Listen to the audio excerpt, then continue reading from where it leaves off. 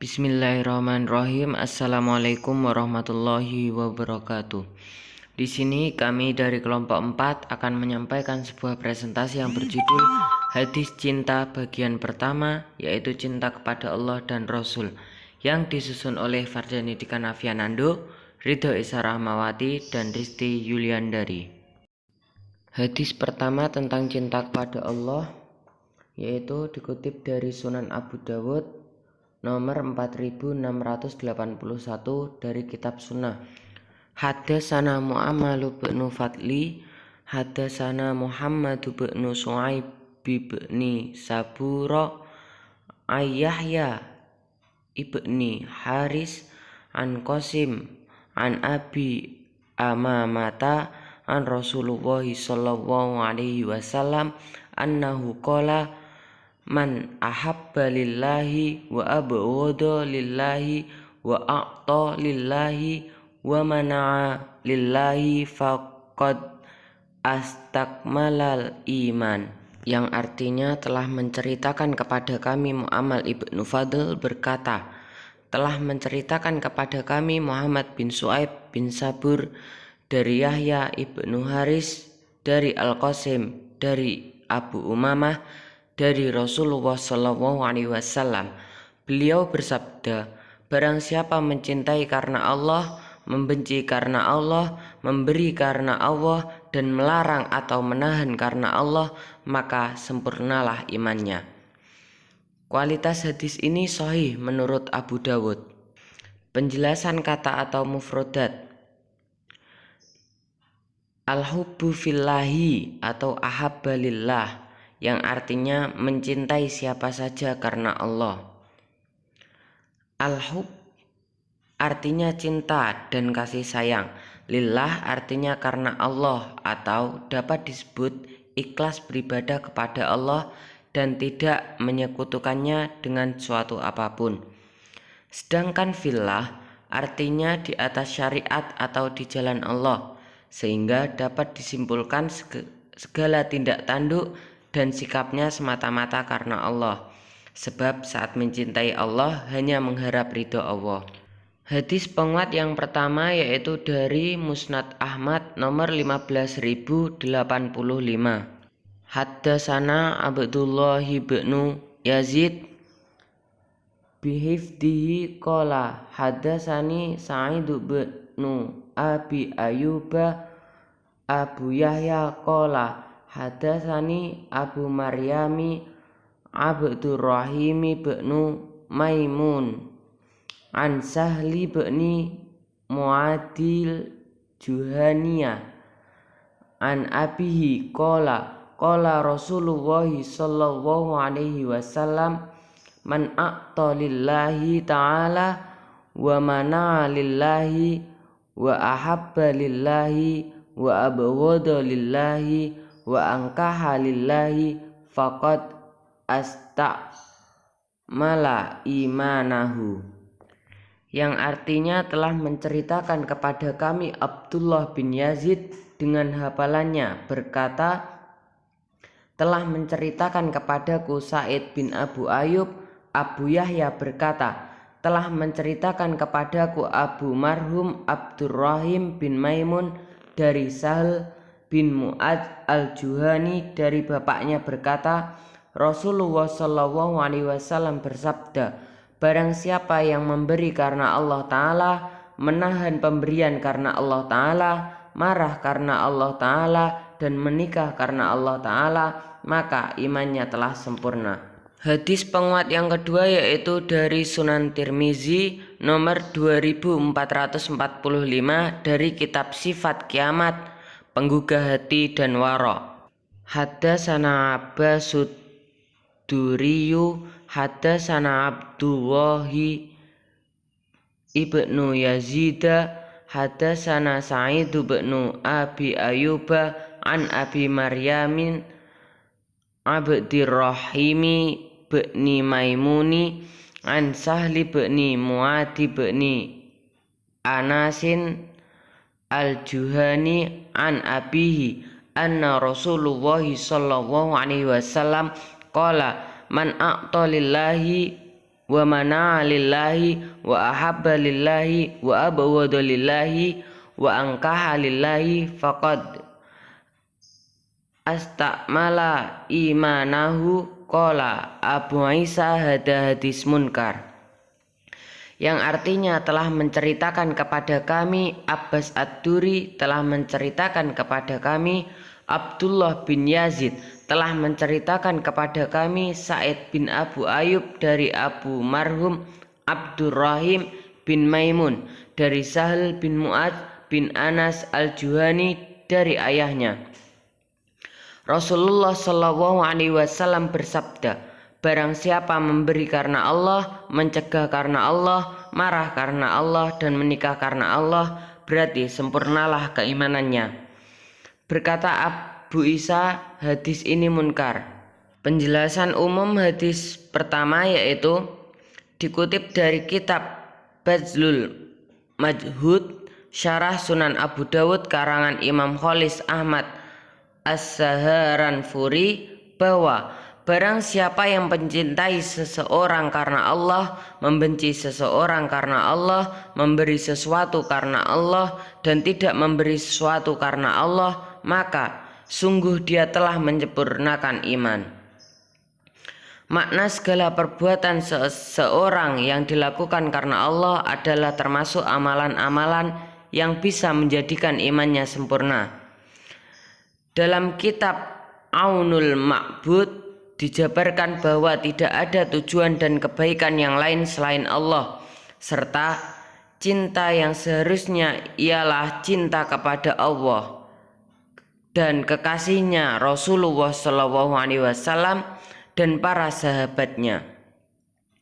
Maksud dari benci karena Allah adalah membenci apa-apa yang dibenci Allah, seperti membenci kepada kegelapan dan dosa. Oleh sebab itu, seseorang muslim mencintai para nabi, para wali, kaum siddiq, para syuhada, dan orang-orang salih karena mereka melakukan apa-apa yang dicintai oleh Allah Subhanahu wa taala, dan ia mencintai mereka karena Allah Subhanahu wa taala. Ini merupakan kesempurnaan cinta mereka kepada Allah. Hadis kedua tentang cinta kepada Rasulullah, Sahih Al-Bukhari nomor 14 dalam kitab Iman. Hadatsana Ya'qub ibnu Ibrahim, qala hadatsana Ibnu Ulayyah an Abdul Aziz ibnu Suhaib an Anas an Nabi sallallahu alaihi wasallam.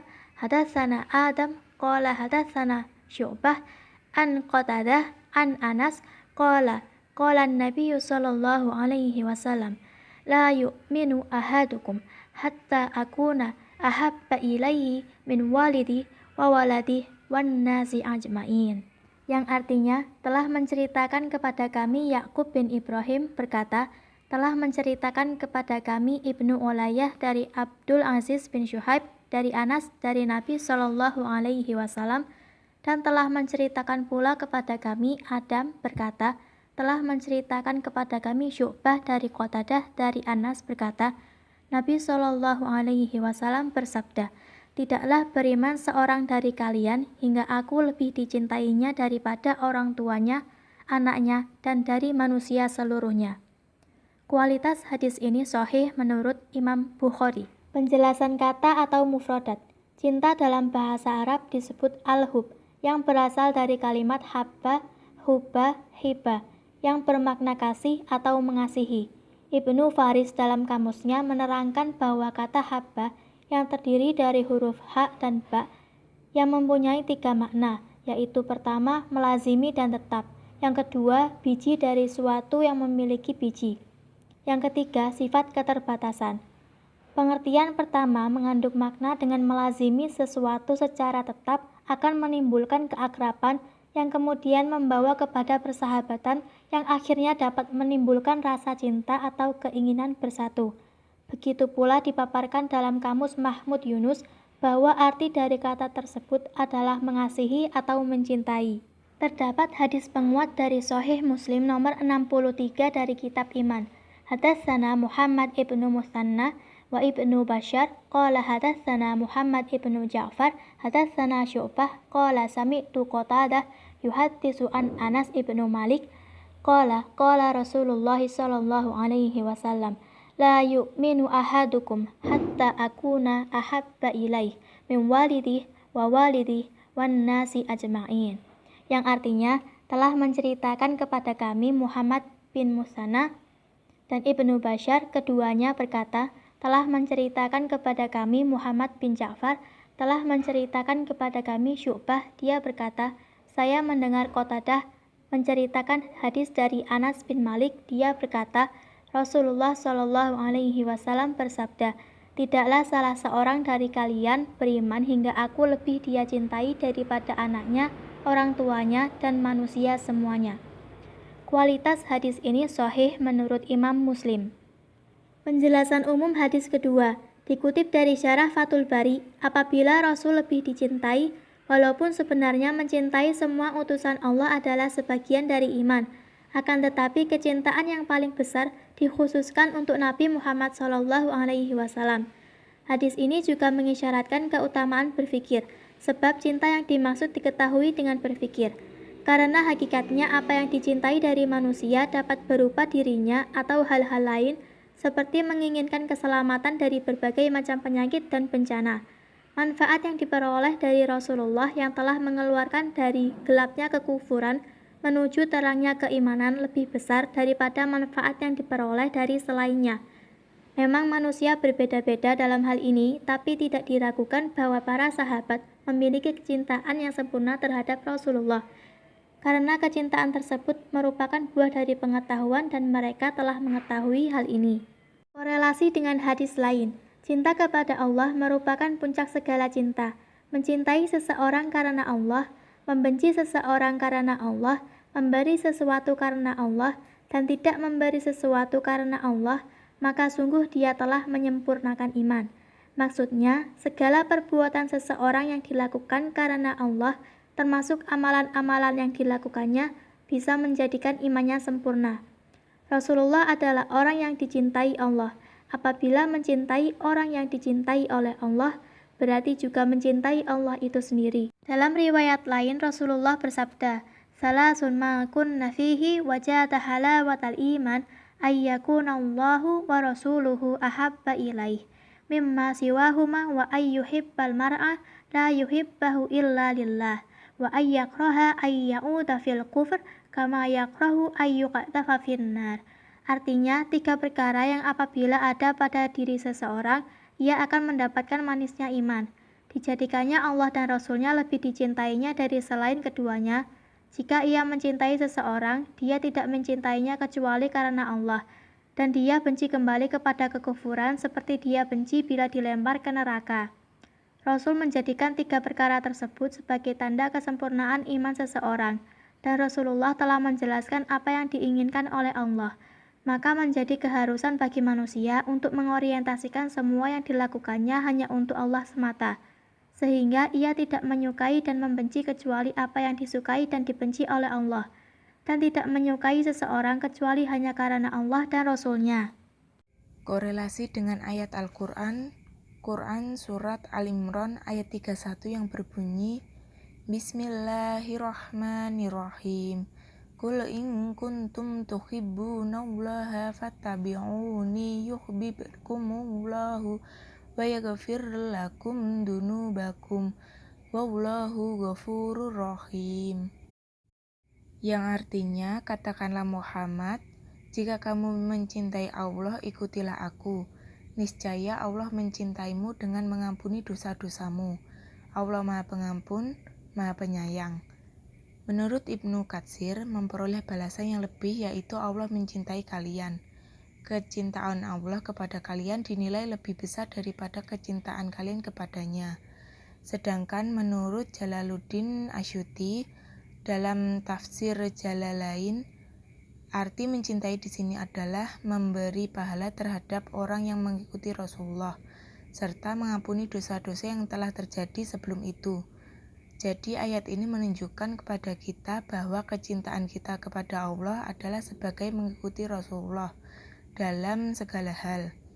Perihal tersebut sama dengan ketika telah mentaati Allah, dan Allah mencintai setiap hamba yang mentaatinya.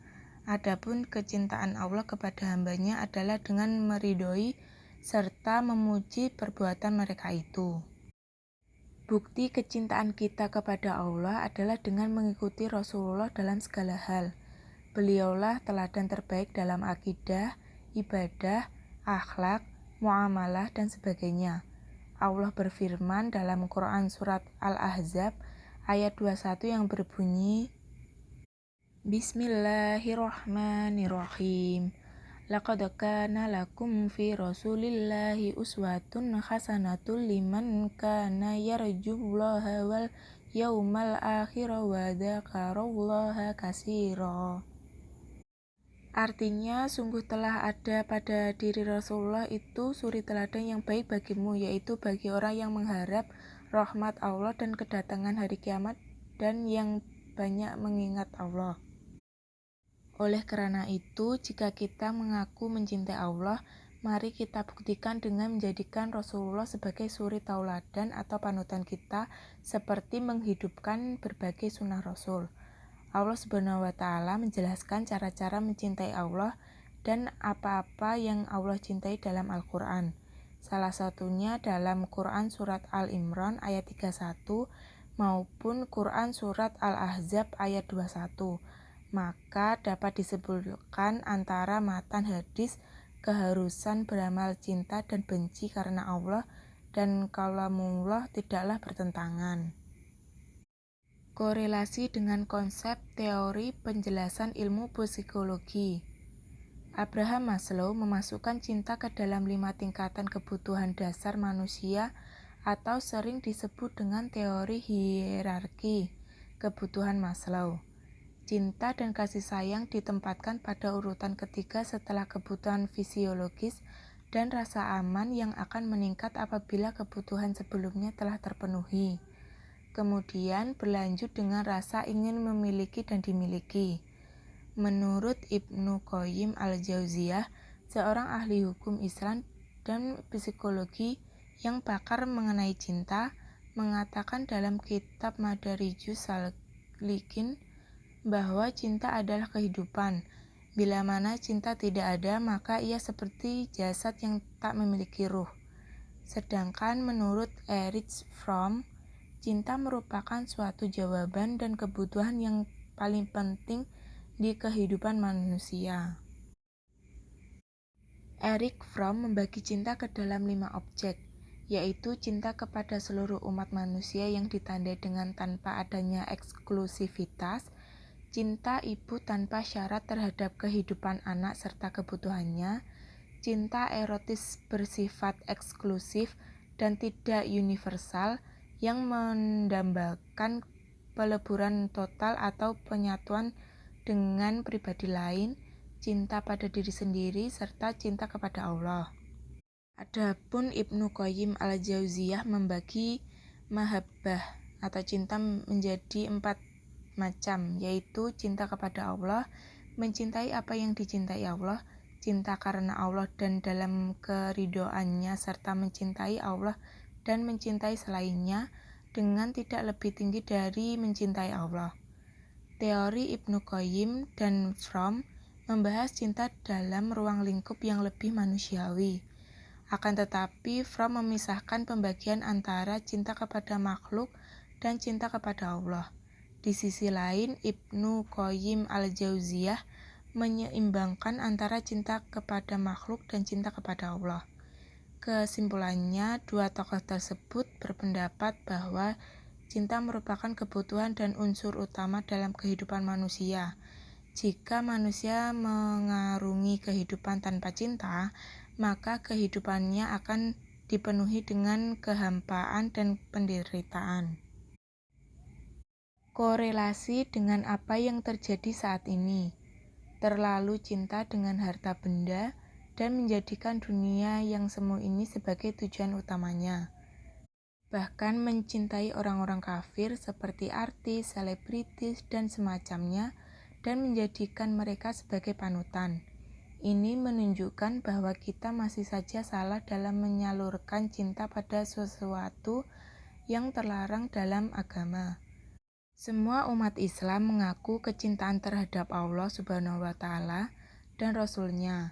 Namun masih sedikit di antara umat yang dapat menghadirkan cinta Allah dan Rasul dalam hatinya. Pernyataan cinta ini tidak cukup hanya terucap di lisan saja, namun dibutuhkan bukti kecintaannya. Kecintaan itu dapat ditunjukkan melalui melaksanakan semua perintah dan menjauhi segala larangan oleh yang dicintai tersebut. Sekian dari kelompok kami. Apabila ada salah kata atau ucapan mohon dimaafkan. Sekian, wassalamualaikum warahmatullahi wabarakatuh.